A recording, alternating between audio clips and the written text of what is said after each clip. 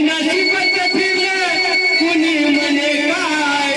कसं नाही होणार राय माझ्या कर्माचे सजा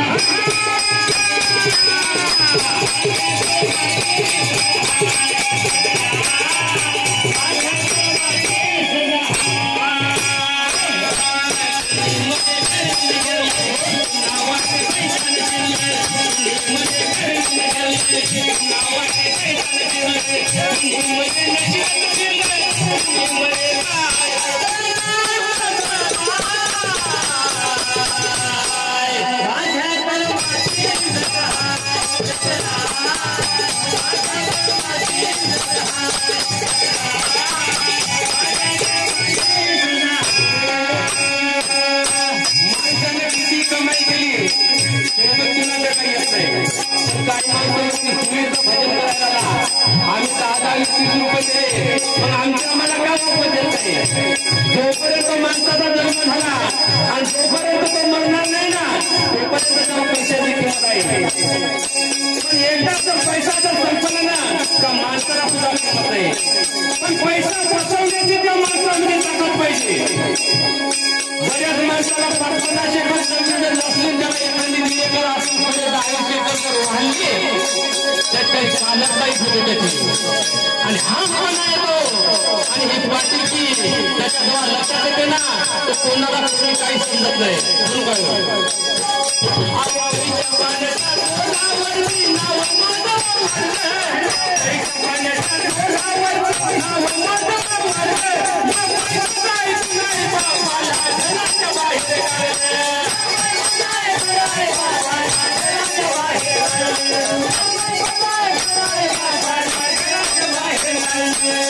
आजकालची शिकलेली मंडळी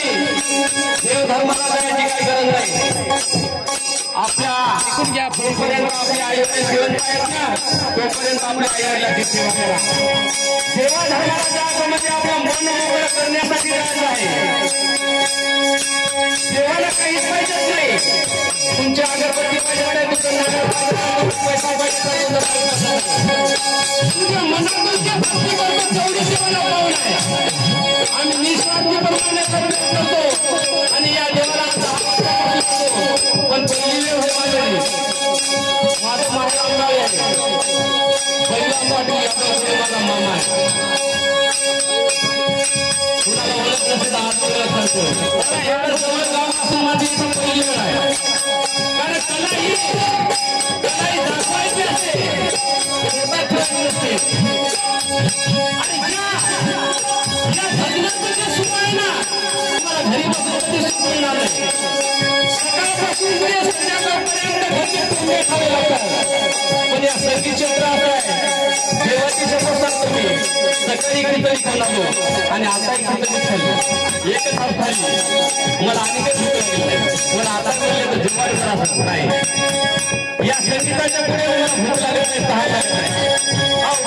पाण्याच्या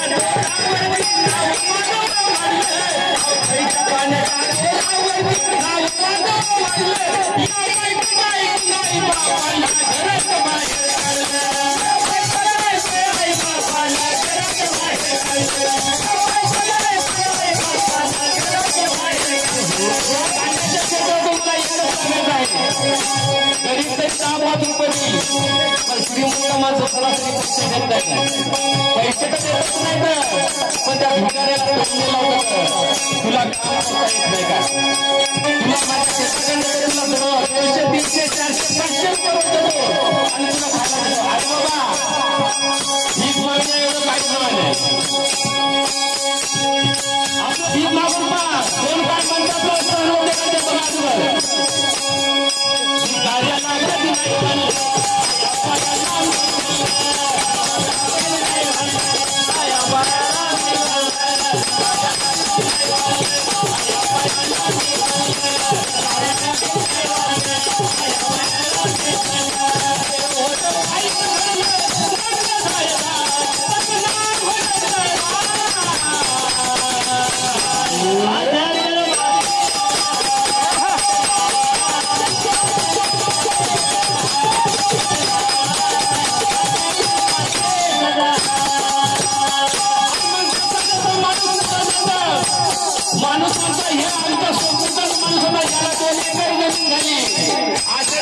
शेतात जमीन घेतली माझी 2 एकर 2 एकर शिल्लक राहिलं माणसाचं नशीब कोणाचं घेऊ नका कारण दुसऱ्याचं नशीब जे आहे ना ते आपल्याला मिळत नाही ते कर्माचं भोगत असत्या म्हणून आपलं जर पुढे गेलं तर पहिली गोष्ट आपली भक्ती आणि दुसरी आपले शेजारपाजारी यांना आणि मग ते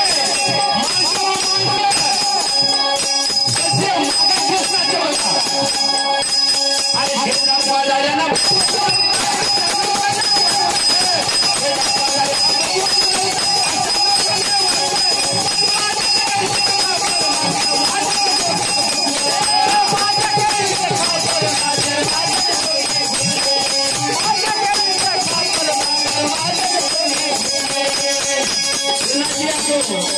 माझी असो किंवा तुम्ही आता जमलेले मालमत्ता असो ते इमानदारीने कमावलेली कमाई आहे